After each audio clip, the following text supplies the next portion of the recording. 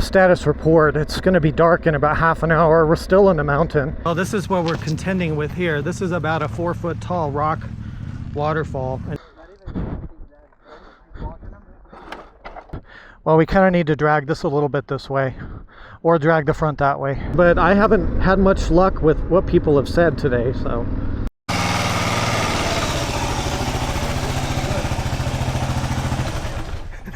Now you can turn it off. I'm shutting it off. I'm not kicking it on. Restart it. Hey, restart it. If it starts, I'll throat punch somebody. So I have a hard time. No, stupid kickstand. I hate this bike.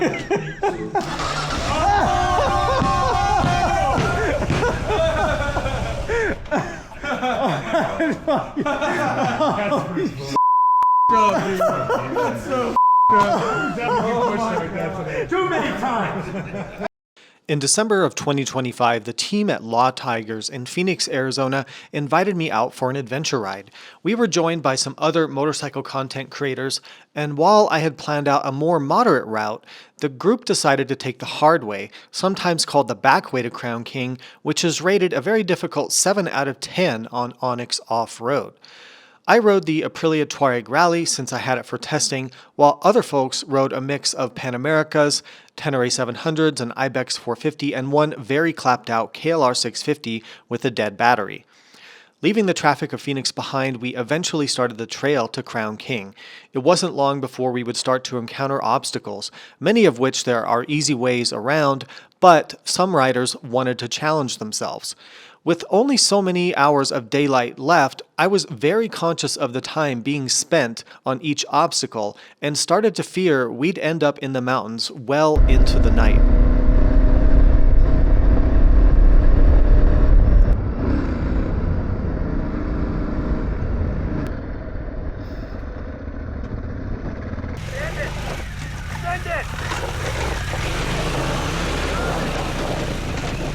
While I cleared most obstacles easily on my Aprilia, many riders struggled and really pushed themselves. Fatigue and dehydration did start to set in for some riders, although I don't think they were aware of it. Maintaining proper nutrition and hydration are crucial if you want to meet the physical demands of riding off-road for this many hours. Watch out for the cactus. Lionel behind you. Thank you.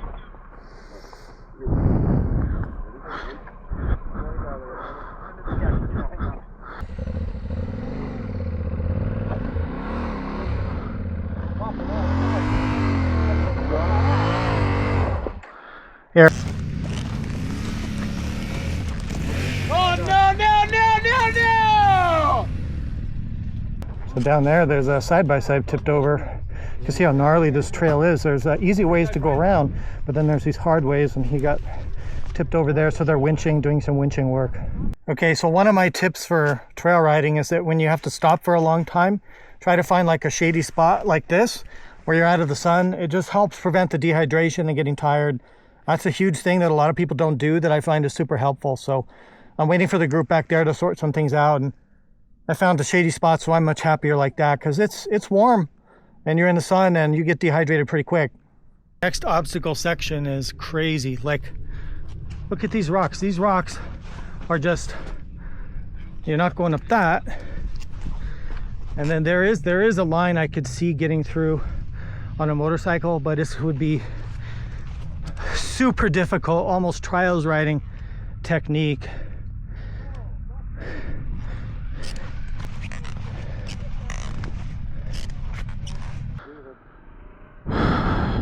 Well, we kind of need to drag this a little bit this way, or drag the front that way. It's going to scratch your bike though.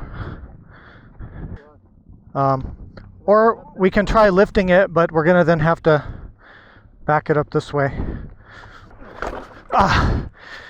Oh man, this thing's heavy. The only way is we got to move this back a little bit.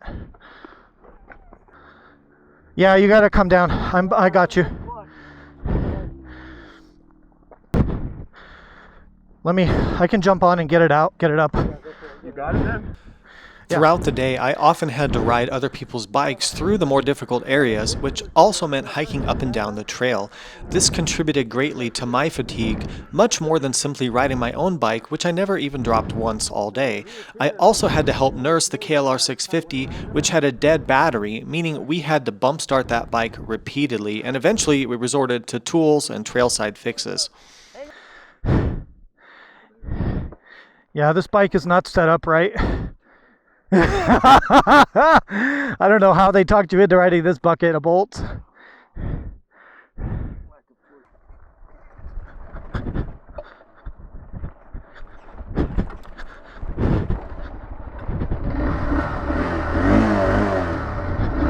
Yahoo!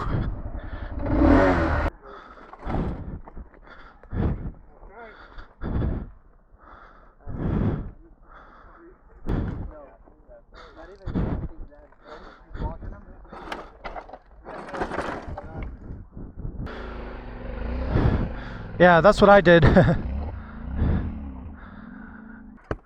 Oh, fuck.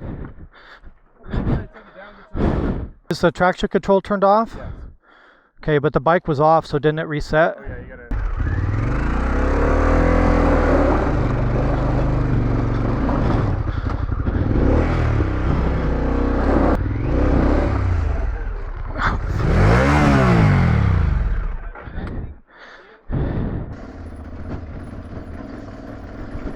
If any of you want to do this route, just know that it is doable on smaller adventure bikes with skilled riders, and would be rated moderate by an experienced rider on a smaller dual sport or enduro bike.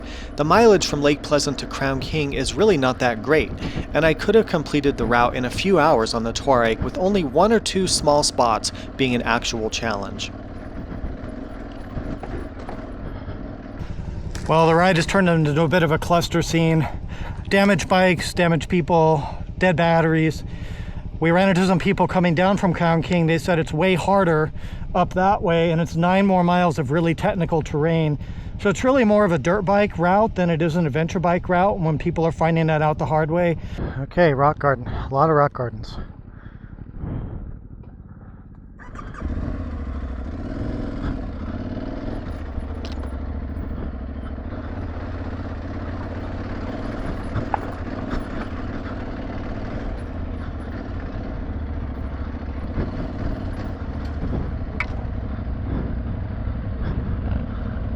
So I see the road now. We're going up through this canyon, and I see the road going up there. Okay.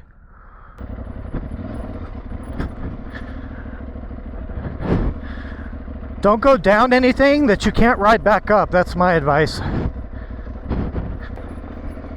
God, it's rocky. The rocks just don't ever end.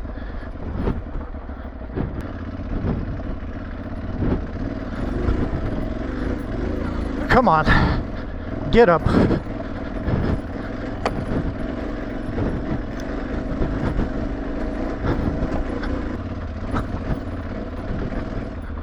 Oh, shit.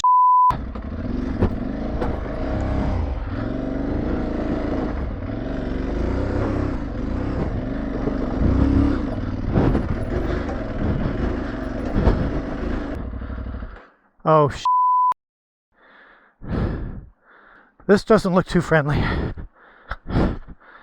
This sucks. Oh, okay. So I guess you can go... Oh, I remember watching this one in the video.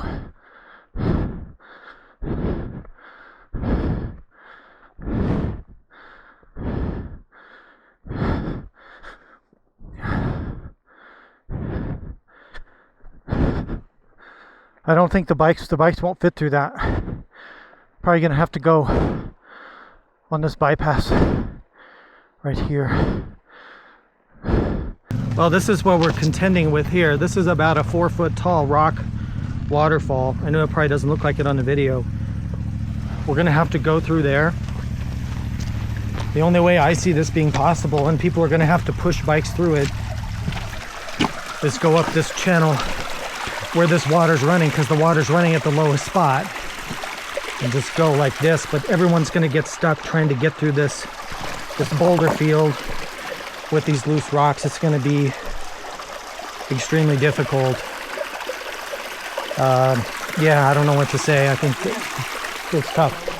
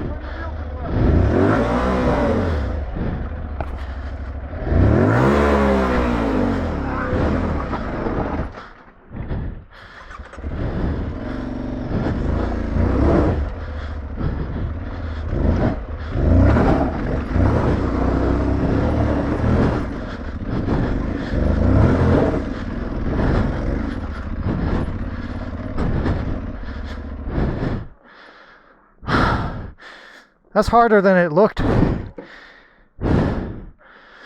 At this point, the group had become fractured, with some riders lagging way behind and some wanting to turn around and go an easier way.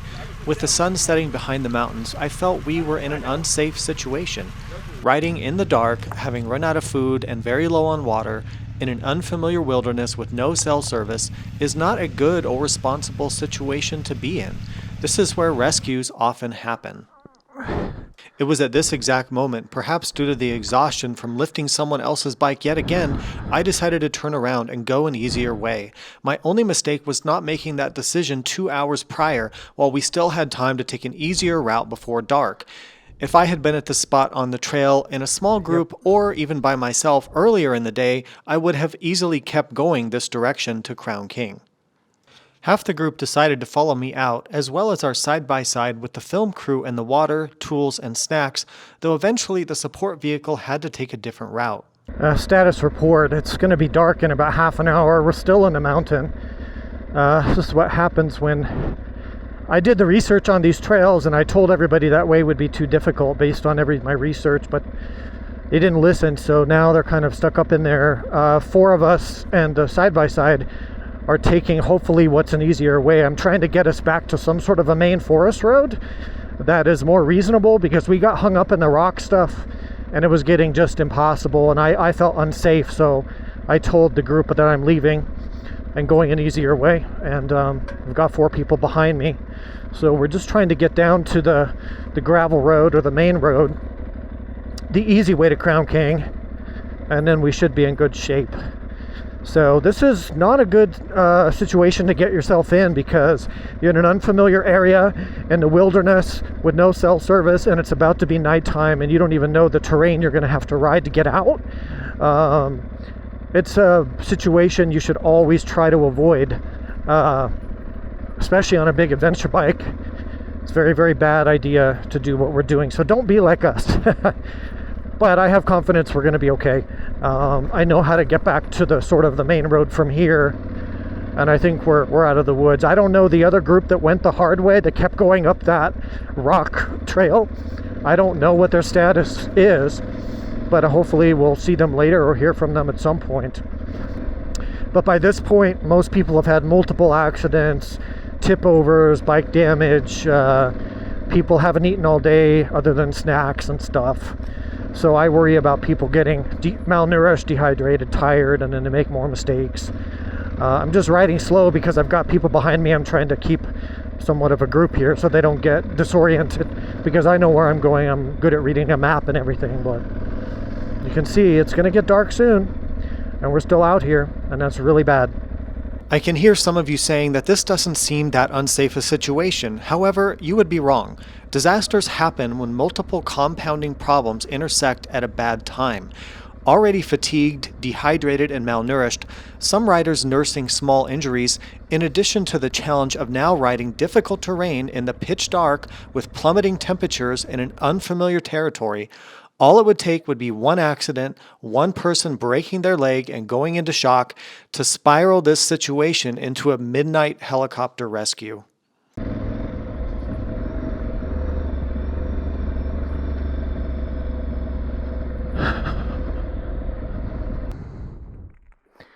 We really need to get to a paved road.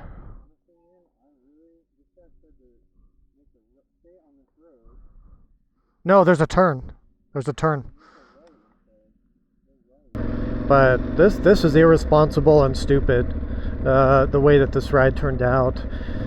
But it's a lesson, you know. It's a lesson to have better planning and don't do things that you're not comfortable with. And if the situation seems to be getting out of hand, you got to know when to call it a day and turn around, you know. And we didn't do that. Riding in groups, I think a lot of bad decisions get made because some people are aggressive and want to push on and try to prove themselves and all that. But I'm all about safety. At the end of the day, I want my wife and kid to know that I'm doing stuff in a safe way and not having to worry about me, and this is not the case right now. But I think I just got to some sort of a main road, so. Riding motorcycles can be considered a selfish pleasure, but you can't just think about yourself in these situations. While I do carry and use my Garmin InReach satellite communicator, how is your family going to feel when they can't get a hold of you late at night when you're riding a motorcycle? How are you going to affect others in a group when you fall and break your leg or your bike and now need assistance that could take hours? What sort of dangers would your rescuers potentially face when launching a search and rescue mission late at night in the desert? All these are reasons to practice responsible recreation when venturing into the backcountry. After about another hour of navigating these backcountry dirt roads late at night, well past sunset, we did eventually reach a main highway. Another mistake we made was not bringing warm clothing layers, as we didn't expect to have a long ride at night. The temperatures in the high desert dropped quickly into the 40s, and wearing mesh gear as we were because it was warm during the day, hypothermia was a real threat, as wind chills at highway speeds are very dangerous without proper clothing to keep warm. After a 2-hour highway ride, we eventually made it back to Scottsdale, cold, tired, and hungry. 4 riders did make their way to Crown King eventually and ended up getting back to the office a little bit before us. It's now 10 p.m. at night. We've been on a motorcycle for over 15 hours, but everybody basically is safe and made it. There's some minor injuries, but nothing terrible or life-threatening. 15 hours is too long to be on a adventure bike. So yeah, pretty insane. I'm just really relieved to be back and in one piece. And I gotta say, this Tuareg Rally is a phenomenal motorcycle, truly phenomenal. Like, not an issue all day. The bike actually never touched the ground, never hit the ground all day. So yeah, more on the Tuareg, I'm sure, in another video, but I am just beat, completely beat. I've got cramps, which I never get, and anyway, that was a hell of a day.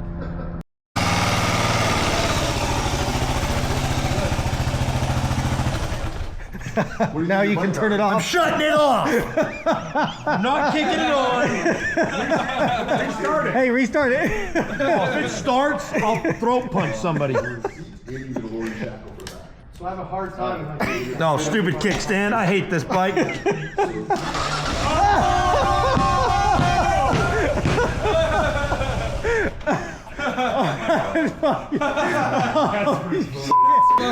That's so. Too many times. Push started, jump started. Hey, Jay, it starts fine. I don't know what the problem is. Yeah. Was it just user error up there on the trail? Probably weren't. This bike's got basically no front brake. What else is wrong? Hoses hanging out. My life with that bike. No! Where's the side cover? Gone. Was that mixing? No, we got him. A dead battery. A dead battery all day. How fast have you ridden that bike? This bike's the 445. What the hell did you get to 70 and the SN is doing this on you? So then these guys blitz out, right? We disconnect. I don't know where they are. So next thing you know, Ari calls me and he's like, "Did you make the turn?" I'm like, "What turn?" Oh, I love these tires. These are really good. Look Dude, at that. those are great. These are you want awesome. to go off-road? Man, Those tires. that's what you need right there. And then here's the kicker of it. I'm cruising in here and it goes, battery low, battery low. And I'm like, you mother, if you Oh no, your die foot on peg. Ricardo now. No, I can't- your foot peg is about to fall off. I'm not kidding you. Look at that. The foot peg's loose. Look at the. Oh, I can feel them. No, both sides are loose. What the hell? Probably broke him. I didn't. Rolled it.